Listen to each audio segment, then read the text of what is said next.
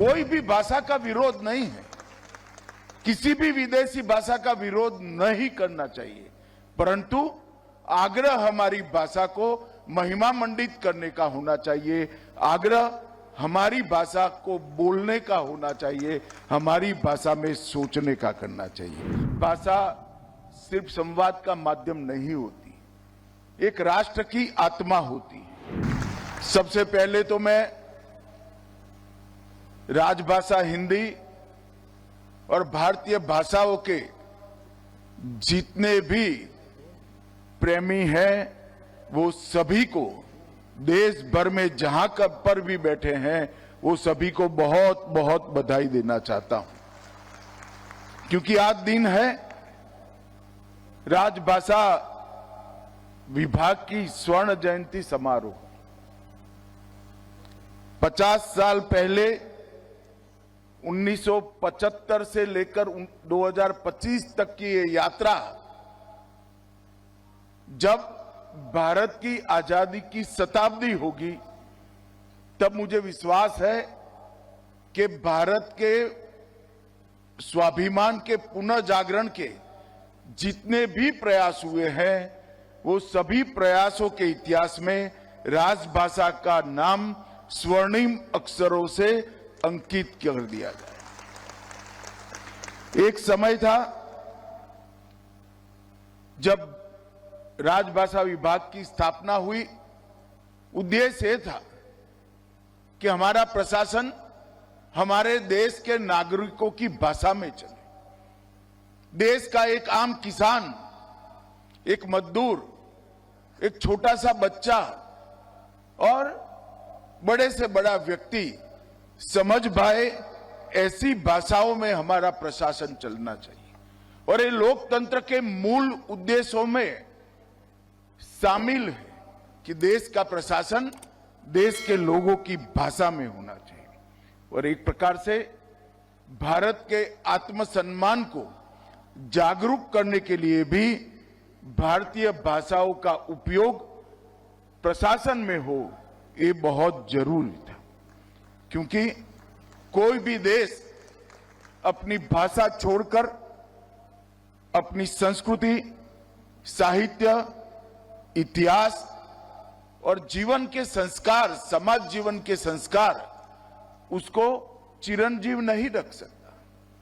कोई भी देश ने अपनी चिति पर चलना है, अपने संस्कृति के आधार पर आगे बढ़ना है, आत्मसम्मान के साथ बढ़ना है, तो वो देश का प्रशासन अपनी भाषाओं में हो, वो बहुत जरूरी है।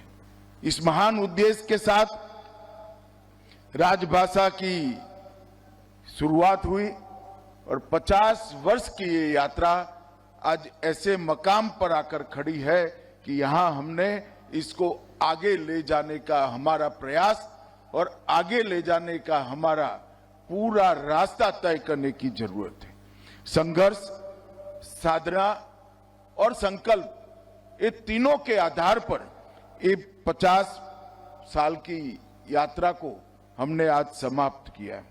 और ये पंच प्रण की बात प्रधानमंत्री जी ने जब आजादी के 75 साल हुए तब कही, उसमें गुलामी की मानसिकता से मुक्ति, ये बहुत महत्वपूर्ण प्रण है।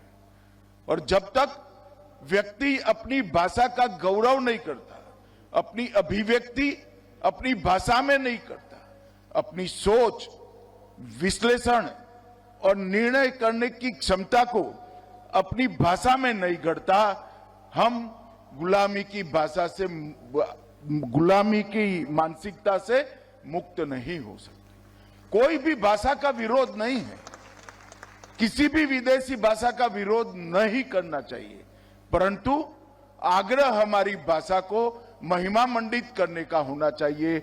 आग्रह हमारी भाषा को बोलने का होना चाहिए, हमारी भाषा में सोचने का करना चाहिए।